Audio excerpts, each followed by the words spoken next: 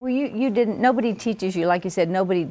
You don't go to school to learn how to face these kinds of unbelievable, challenges.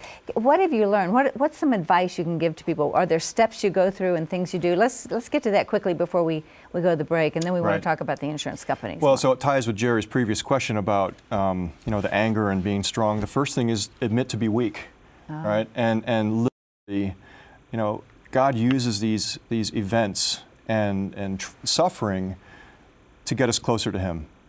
And the stronger I try to be on my own, the further I put a distance between myself and God.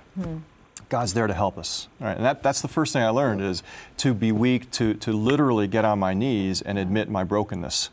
And not just in being a type A guy, but in many, many other parts of my life. Right? And for guys like you, that's very hard to do. It's brutal, right? And so, it's, one is to admit it to myself, the next is to admit it to God, and then to reach out to others and say, I need help because I don't have all the answers. This is a new normal for which, I don't know what I don't know, and to rely on those people who I want to be strong in front of. Yeah. And then to say, I'm actually kind of weak and I need some help here. What about anger?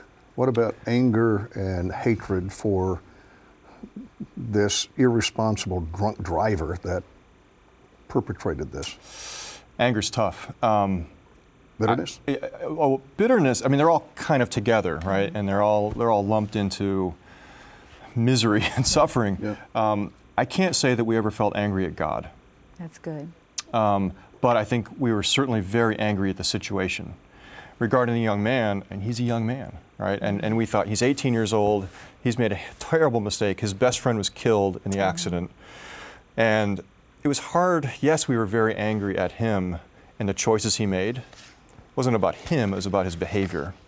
And my wife and I are very quick to tell each other that when we get frustrated and I get fussy and stressed out and things aren't going the way I want, she is the patient one. She always says, look, remember, it's not about me, it's not about you, it's about the situation. The situation stinks, but we can't personalize it. Right? And I'm not on my best behavior, and neither is she sometimes, but it's not our fault. Did that lead to forgiveness? Forgiveness is a central theme in the book, in all these types of events, right? And I think partly it's forgiving ourselves. Forgiving the driver. And there's an incident also in the book that I mentioned about some financial malfeasance with a family member. And that was also a big area of tension and stress and required a lot of forgiveness. Well, we have to go to a break in just a minute, but when we come back, I want to talk a little bit about health care, and you say there's no health and there's no care in the system. So. We're going to hear more from Gil when we return, and don't forget to call us with your prayer needs. Perhaps as the program is continuing, there are things that you're hearing that perhaps creates a prayer need in your life. The number you can call is 888-691-1075, and we'll be right back.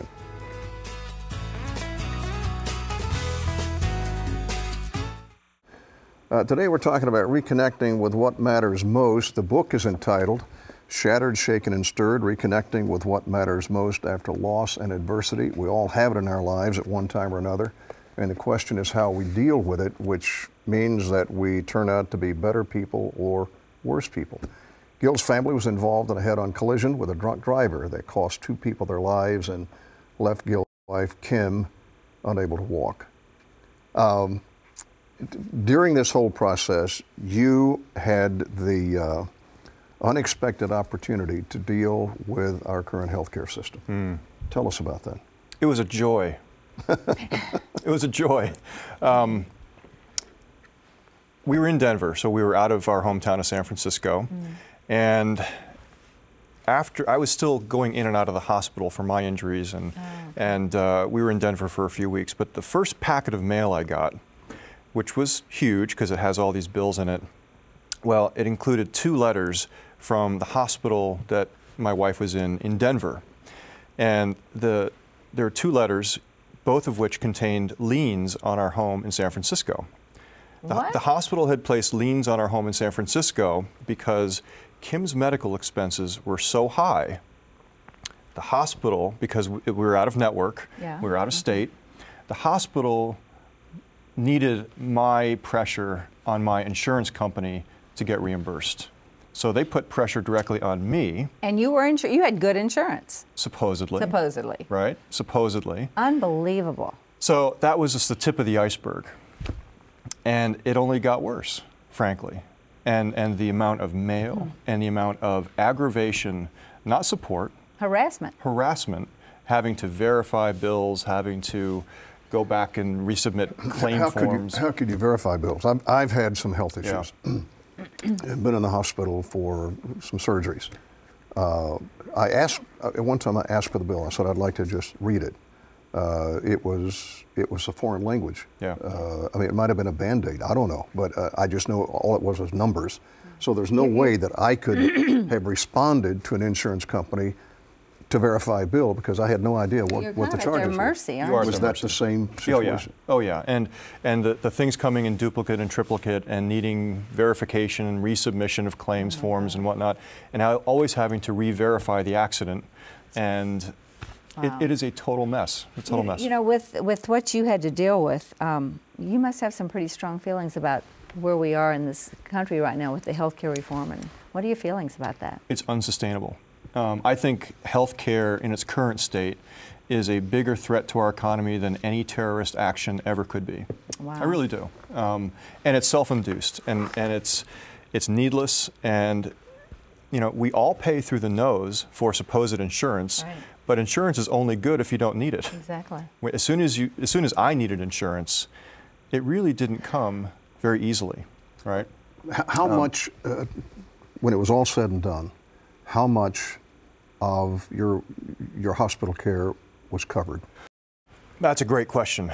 I don't fully know because, again, it was hard to read, and the bills we got were so huge and so many, and they oftentimes don't come with cost. They come with some procedure code. Sure. Oh yeah, codes, right. Right. So there was obviously a fair amount. But did you lose, with a lien on your home, did you lose your home, or how much finally did you have to pay? It's tens of thousands of dollars that we spent out of pocket, and oftentimes because certain procedures were denied. Other times, for example, like certain durable medical equipment that my wife would need in her state of being paralyzed, insurance wouldn't cover. Right, so they dictated the terms of everything. Care. And you know, that's one of the things that we're really worried about. Many of us are worried about with government-run socialized medicine is that the terms of the insurance will dictate our quality of care. And you found that to be true with your wife and yourself, right? I do. I believe insurance is the #1 evil in our healthcare system. And you know, it's tricky here, right? Because the debate currently in Washington, and that's all the news item, is about health care coverage. And I don't think Americans want health care coverage. I think they just want health care. Now, I had coverage. I didn't have care. Yeah. All right. Now, that's interesting. It is interesting. That's a very interesting statement. I'll qualify that. The care that we received in the hospitals from the experts and the practitioners and the physicians, fantastic. But the process and the aftercare support that insurance is supposedly providing was abysmal. It's abysmal. And I am one. Go ahead. Well, the interesting thing about that is that what I hear you saying, and I would agree with that, because I would say that the health care that I got, I went through colon cancer, 2 resections, and later prostate cancer. And in every case, and I think my wife would agree, I had excellent care. Yes. America has the finest health care in the world. It's the coverage that's the issue. It's how that's taken care of. And we're going to be required to have coverage. We're going to be penalized if we don't have coverage. But the point here is, should there be health care reform? And I agree with you. I don't think we have a choice. I think there has to be some kind of health care reform. Yep. I think just to have nothing but employer coverage is not the way to have health care. The question is, what happens if the government runs it? Could it be worse from some of the things I've seen run by the government? I think it could be worse. So the question is, where do we go, and what kind of difference in coverage do we have somewhere between what is currently proposed? And would you agree with that, or where do you stand?